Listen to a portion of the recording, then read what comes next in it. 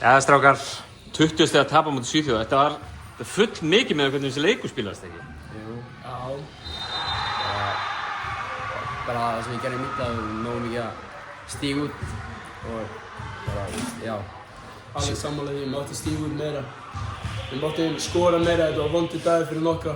Gáðum ekki skora. Nýr völlur. Nýtingin okkar var ekki nógu góð í þriggja og bara þeir tóku líka 50 eitthvað víti sem... 41? Já, 40. Dómaraskandal. Já, ok. En þeir voru samt, maður sá það alveg bara, þú veist, ef við tökum bara þessi tvö lið sem við erum búin að spila á móti, Noregi í gær, þeir vildu skjóta boltanum. Þetta lið vildi bara hlaupa á hringinn og fara sterkt upp aftur og aftur. Svolítið ólíkt. Já, þeir voru miklu stærri en Noregur. Noregur voru bara eins og við, miklu minni.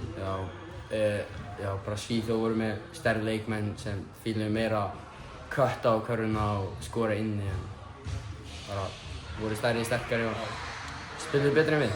20 stiga tap, svona, sest þetta á sáluna?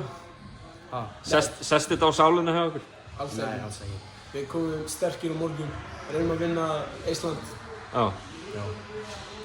Hvernig ferum ykkur hérna í Finnlandi? Bara mjög vel. Þetta er æðislegt.